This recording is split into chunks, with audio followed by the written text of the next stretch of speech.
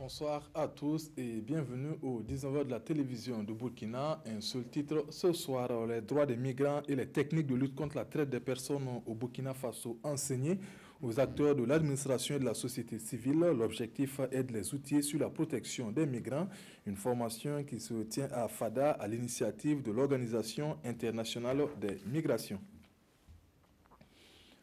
L'Organisation internationale des migrations outille les acteurs de l'administration et de la société civile sur la protection des migrants à Fada Ngourma. Les modules portent sur les droits des migrants ainsi que sur les techniques de lutte contre la traite des personnes au Burkina Faso. Reportage Désiré Ilboudo et Mahamadi Pedrago.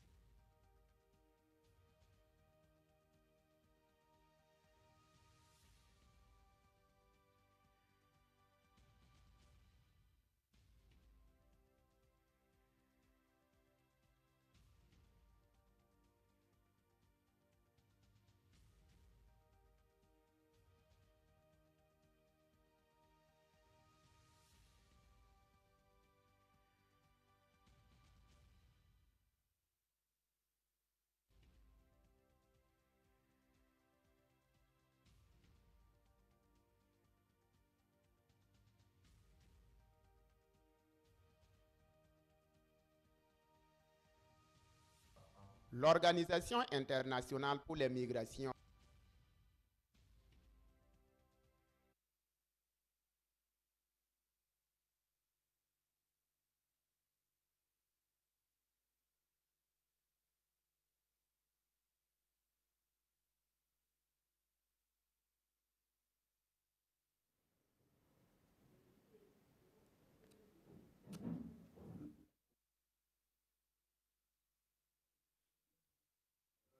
Bonsoir à tous et bienvenue à cette édition sur la télévision. Cette édition de 19h sur la télévision du Burkina. Toutes nos excuses pour ce faux démarrage. Les droits des migrants et les techniques de lutte. L'Organisation internationale de migration outille les acteurs de l'administration et de la société civile sur la protection des migrants à Fada Ngourma. Les modules portent sur les droits des migrants.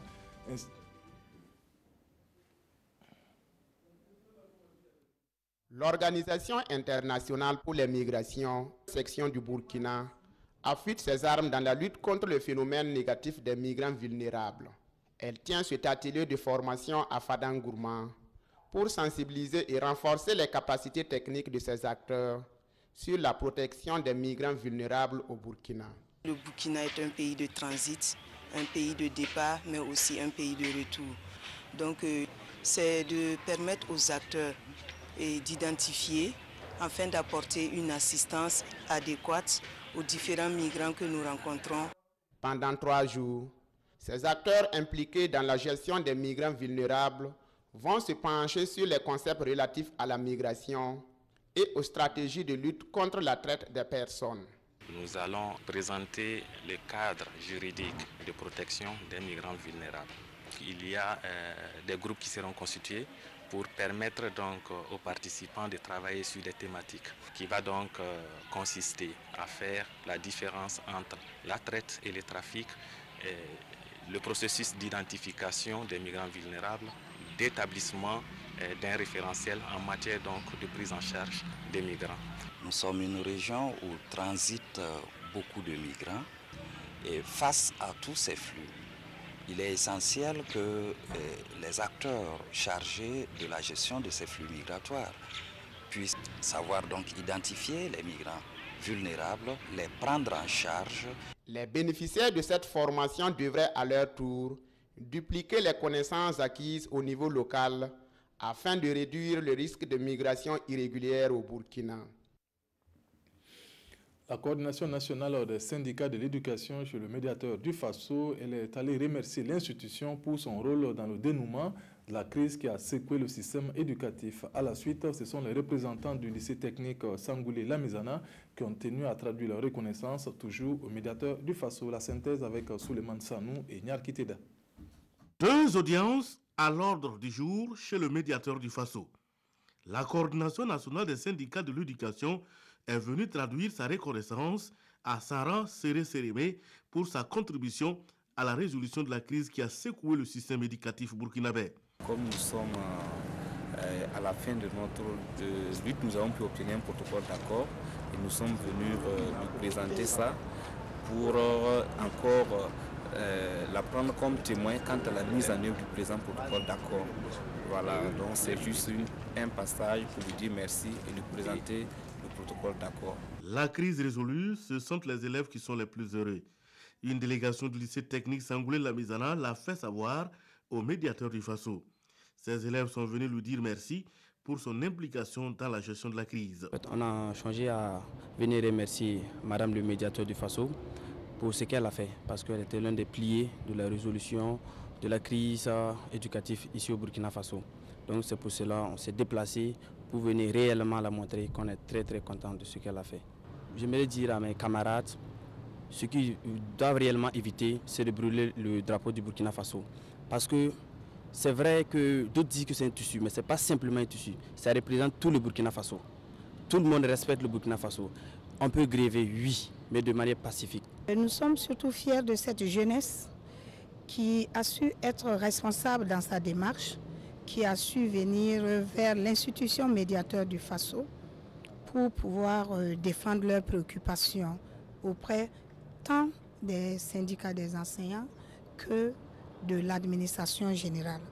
Nous avons ce rôle de défendre les intérêts et le droit des citoyens et nous avons foi que ce serment qui a été pris par ces autorités, les premières autorités du Burkina Faso, ils œuvreront toujours pour le bien-être des populations qu'ils ont pour le rôle de défendre. Sarah Séré-Sérémé en a profité pour sensibiliser les élèves sur leurs droits et devoirs, car, insiste-t-elle, les élèves constituent la relève du Burkina. Et pour ce faire, elle leur demande de savoir raison garder, quelle que soit la situation. L'inquiétude se fait déjà sentir chez les producteurs du Kénédougou seulement 2 mois après les récoltes. La raison, une mauvaise campagne agricole due au déficit pluviométrique ainsi qu'aux attaques de chenilles légionnaires. Conséquence, les prix des céréales sont déjà à la hausse. Le constat de Lamine Karantao et Moumouni Baro. Monsieur Brahima Konaté est producteur de céréales dans la commune rurale de Norola, dans le Kénédougou. Cette année, il s'attend à vivre un calvaire comme bien d'autres paysans suite à une mauvaise campagne agricole qu'il vient de connaître. Nous avons connu une campagne difficile cette année par rapport à celle de l'année dernière. Généralement, à cette période, les greniers sont remplis et nous arrivions même à vendre des vivres. Mais voilà, le mil, le maïs, rien n'a réussi. Vraiment, la campagne ne s'est pas bien passée chez nous. De la manière qu'on a vu, c'est une année blanche pour les producteurs, tous ceux qui produisent. Or, chez nous, on ne connaît pas cultiver seulement. On ne fait pas le commerce. Notre domaine seulement, c'est à cultiver. Une situation difficile reconnue par la représentante du ministère en charge de l'agriculture dans le Kénédougou, car pour elle, la campagne agricole 2017-2018 a connu quelques perturbations liées surtout à la nature. Ceux qui ont semé tôt ont pu récolter. Mais ceux qui ont semé tard, et les plants étaient arrivés à un stade où ils avaient besoin d'eau pour se remplir. Et ce moment critique a coïncidé avec l'arrêté précoce des pluies dans le mois de septembre.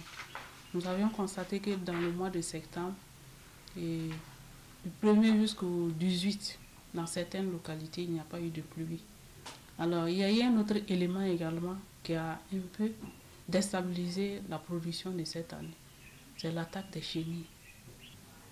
On a eu beaucoup d'attaques, plus de 700 hectares, comme on peut dire, dans la province qui avait été attaquée. Conséquence, déjà en février, le maïs connaît une flambée de prix. Or, généralement, cela n'intervient que vers l'éprouvante période des soudures. Actuellement, le sac de maïs coûte entre 12 500 et 15 000.